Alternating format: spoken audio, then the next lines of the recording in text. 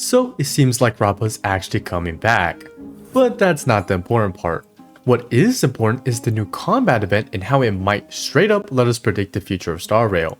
Now, Hoyo's done this before, and quite a few times to say the least, where they test future features via random throwaway modes. We've seen this before, like with the Tales of the Fantastic back in 1.2, predicting a whole new mode in the form of pure fiction, or the Tides of War in 2.1, foreshadowing the pure fiction rework in 2.7. Now, it's not just modes, but also features. Not too long ago, we had the Try Not to Laugh challenge, with its main mechanic being quite literally the new elation path in 4.x. Not to mention how our new Yao Guang functions almost identically to sample in the event. Now, seeing how the Remnants of Twilight is another combat event, I wouldn't be surprised if we see some of these mechanics becoming permanent mainstays or straight up future kits. We just got the roster dump, and who knows, maybe we'll see some overload HP action going on. So today I want to break down each stage and figure out what Hoyo might be testing this time. Now, if you got any cool ideas or theories, just put in the comments. But with that said, let's get right into it. Starting with stage 4, this has to be the coolest one in the bunch in my opinion. In the fight, we're up against 2 enemies, but the twist is that one of them challenges 2 of your units and pulls them into a separate fight. The fight itself is pretty simple, with us simply needing to kill the enemies at the same time. Now, what's interesting isn't that win condition, but rather the structure of the battle. Normally, when you think of a Star Rail fight, it follows like a normal RPG where it's a head-on fight. All your allies and enemies will fight head-on in one field. However, this event breaks that mold. Now, your team can get split up, with them now having their own problems to deal with. And I think this is a really interesting direction that Hoyo can lean into, which could add a whole new layer of depth into Star Rail's combat. By splitting your allies or increasing the number of fields you fight in, it opens the door to a lot of new mechanics and challenges. So what exactly can Star Rail do with this? Well, like the event, imagine if Hoyo adds 2 polar opposite enemies with different weaknesses. Normally, we just have one fully synergistic team, which probably steamrolls everything. But if that team got split and half of them had to fight an enemy which hard countered them, then what? And honestly, I think that dilemma is actually good for the game, as it forces you to experiment and try things you never would otherwise. When I tried this challenge, I ended up putting Castrus and Firefly together in the same team. Something that sounds stupid as hell, but works great in this mode. I had Firefly take care of the guy which had less defense but hit harder, which Firefly could negate by breaking the enemy, while Castrus had Castrus levels of damage and killed the super tanky one. Now, the fact that I was incentivized to try unique comps and be rewarded for it is something I think would be healthy for the game. Team building in Star Rail has been dead for quite some time. You just get a DPS and yoink their 3 best supports, and that's all there was to it. You wouldn't use anything else as there was no reason to. But with Hoyo adding challenges like these, I wouldn't be surprised if Hoyo added more enemies or encounters which forces you to not do that. Like, imagine a boss where one of its goons kidnaps the ally of your choice and forces them to survive for a few turns, and because they hit so hard, it has to be your sustain. And now, not only do they need to survive, the rest of your team now has to survive without a sustain. Suddenly, a double sustain comp or some other goofy team wouldn't be out of the question. Now, we've seen something similar before with a Bakrow, but that was testing Finon's mechanic, where they kick everyone else off the stage besides them and enemies. So, with the next boss kidnapping one of our units, perhaps we can see a future unit who domain expansions on the enemy and deals with them there. Now, I'm not too sure what their allies will do in the meantime, but hey, that's a problem for Hoyo to deal with. That said, if Hoyo is willing to mess with space and separate battlefields, who says they can't mess with time too? You see, seeing Columbina in the newest Archon quest and Cyrene's whole thing got me thinking, what if some of your units got sent to the past, where by killing a certain amount of enemies, the units in the present would now have less enemies to deal with? Like, say there were 10 baby Thanoses in the past, and depending on how many you could remove, then there will be less of them in the future to deal with. Moving on though, we have our stage 1, which falls in a similar vein and focuses on expanding the field. We've already seen our off-field, but this time we gotta deal with their back row. This mechanic was actually leaked an entire year back with the introduction of memo sprites, but only now actually implemented in the game. In the fight, we're up against some elites, with the new twist being that we have a whole separate row of enemies to deal with. Unlike normal fights, we can't just click on who we want to attack anymore. The only way we can attack the backline is by either using AoE, blast, or bounce attacks, which changes which teams are optimal in this situation. As mentioned earlier, by increasing the field size, we're also making the game a bit more complex by adding different win conditions. Now, Star Rail's combat is normally super straightforward. There's only one field and one objective, and that's to kill whatever's in front of you. But in a more realistic fight setup, following an RPG format, we got the tanks and damage dealers up front, while the supports, archers, and healers are in the back. And obviously, the enemy tank isn't just gonna let you walk up to the support and kill them, unless they really suck. So in this context, AoE isn't just there to shaft people who don't have it, but it makes sense from a design standpoint. If you casted a massive explosion, it's hitting everything. A nuke is a nuke. And that's what makes it interesting, as you now have multiple win conditions.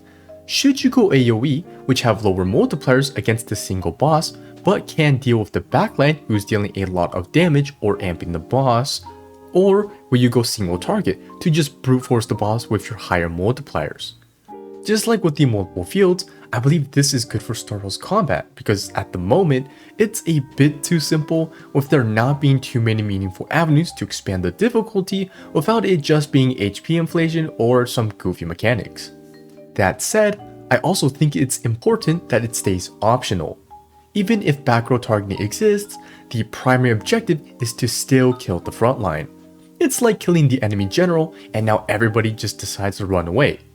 Now, what will determine if it's a good or bad mechanic will be solely dependent on how they balance this.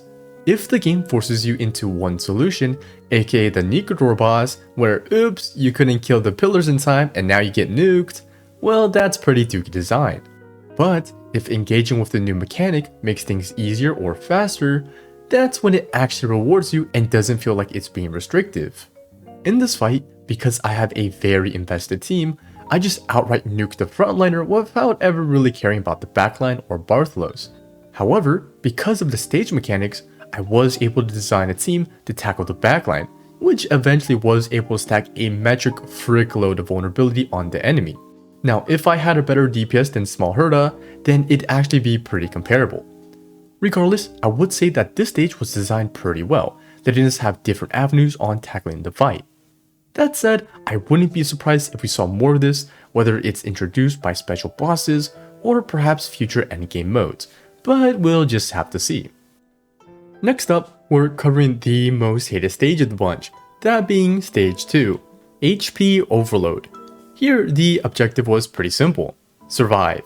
The enemies hit insanely hard, to a point where you're gonna want a team full of sustains, and after a couple of turns, the nuke in the action bar would go off. If you had positive HP, you lived, but if not, you're dead. There was some cheese to it, like with Blade, Casters, or Mighty, but if you wanted the stars, you somehow had to make sure you didn't lose too much HP. Now, this was by far the most difficult stage of the bunch, as it was both a stat and character check. If you didn't have the right units, then good luck winning this. While it's definitely an interesting challenge, I will say it doesn't bring too much to the table when compared to the last two. However, that doesn't mean it brings nothing. One interesting detail I noticed is how the action bar feature affects both us and the enemy, similarly to the arena negative curio. Usually, if you're on a timer, it's because you're waiting for the boss's nuke or mechanic, such as Nikador or perhaps Sleepy. It's usually not something that affects us both. And that's important, because it tells me that future enemies or bosses could start interacting with action bar mechanics the same way the players do. For example, just like how elation units need to wait for Aha to act, imagine an enemy who could stack punchline as well and use their elation skill when it's Aha's turn. And I think it'd be really interesting to see both us and the enemy fight over Aha and elation. Now, I wouldn't doubt there's probably other cool stuff they could design, but let's get back to Overload HP. Now, I'm not exactly sure how the bosses in particular would use this, but for our units, I think you could actually do a lot of cool stuff with it. The first has to be an HP overload DPS. Now, of the current main HP DPSs, we have Blade, Jingliu, Castress, and Mighty. Each character focuses on losing HP to charge a mechanic of theirs, whether it's for stacks or to charge their nukes. However, all 4 of them have something in common. They don't really want to die. So, why not have an HP character that solely relies on losing as much HP as they can, to a point where they could reach like the tens of thousands of negative HP. And after a certain amount of time, they just nuke everything based on their max negative HP. Of course, that'd make them functionally immortal, so they need to somehow repay that lost HP. As for the second way I could see HP overload being used, I think a sustain would be very interesting to see. We already have shields, heals, and damage reduction, but so far, nothing about negative HP. So instead of preventing damage or healing it off, what if they store that negative HP as some sort of resource, which would somehow sustain you? Kinda like HP overflow, but the opposite. Speaking of HP overflow, I'm surprised they haven't tried to add that in the game yet. Instead of increasing our HP, we instead get a shield that's made of HP instead. Now it's low-key a bit redundant as you already have Hyacinth, but still something to think about. Okay, we've currently hit 3 out of the 5 stages so far, so let's take a quick break and touch some grass real quick. Okay, that's enough grass touching for today, back to the video. Next up, we have a bit of a weird one, with Stage 5. Here, after hitting the boss enough times, one of your teammates will be forced to be transformed into a mermaid, where they're left with 2 attacks. Both the skill and basic apply a dot effect, with the skill being able to detonate all dots, while the basic dispels the fish form. In this stage, there's 2 things to note that pop out to me. The first, and the elephant in the room, has to be the new ice dot. Yeah, ice dot. In this stage, we apply a special dot called glacial erosion, which, as you saw, was clearly paired with the ice element. Now, according to the wiki, there's only 4 basic dots, with frozen and entanglement not being counted towards it.